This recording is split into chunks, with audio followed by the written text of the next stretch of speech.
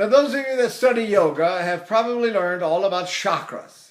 Chakras are points of concentration, points of meditation, and you meditate on those particular points while you're doing your postures, while you're doing your breathing. And we need to know where they are, because the truth is, in singing, a lot of them are very important to us. We have resonance chakras, one here and one there. You have a phonation chakra, which is here, which they call the listening chakra. If I want everyone to listen to me, what I'm going to say, I'd like to tell you why I've gathered you here today. And I talk from here. And it's interesting that Franco Corelli, George London, and Mario Domenico all sang here. That's the way they phonated their voice. Cielo e mar,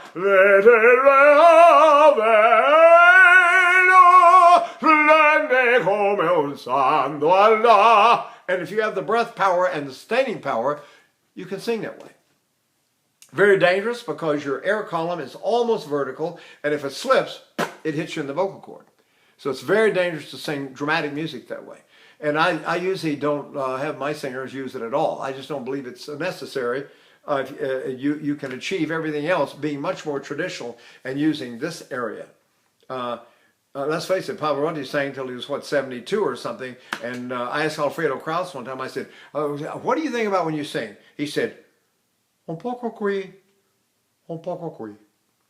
And that was it. He used this chakra and this chakra. And it's called the heart chakra, by the way, right? So then you have a chakra here. So they go 1, 2, 3, 4. Then you have one at the navel, right there. Then you have one in the abdomen, right in the middle of the abdomen. Then you have 2 in the crotch. You have one at the tip of the tailbone and one at the perineum. So if I sing on any of those, what happens to my voice? What if I sing with this one, right? What happens?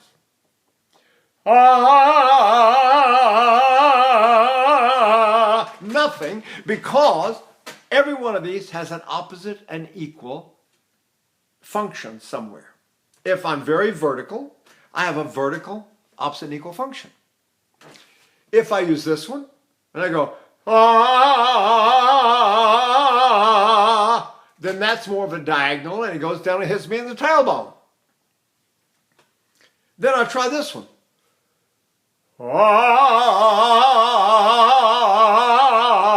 Where is its opposite and equal? In my lower back. Right?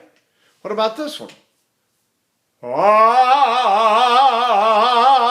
Still there, still working. Now it's a little bit higher in my back. Then I go to my navel.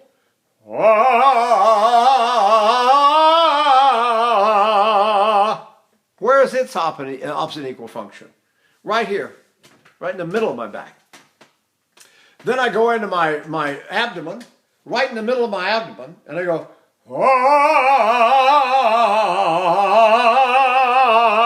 now where's my breath? Sitting way up here, lean down in my abdomen.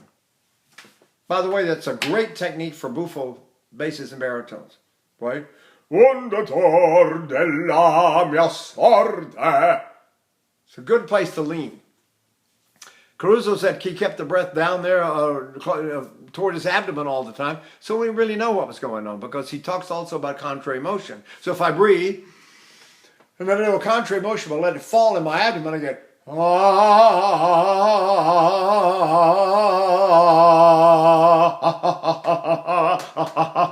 so my staccato ends up here. So from my abdomen, I'm getting a sort of bounce off my back, and it's hitting me here. Some of these are very complicated and very hard to learn. You can use them all, but you've got to practice a lot till you know what they're doing. And then you use the 2 in the crotch. Use the one on the tip of your tailbone. That's just another vertical one, right? And then you do the one on the perineum, and you get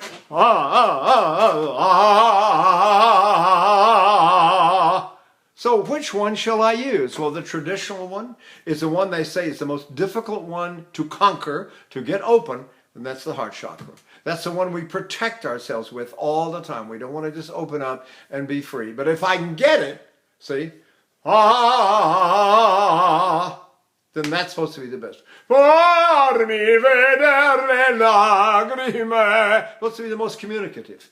Supposed to be the one that gives more feeling into the sound. So, I'll take it.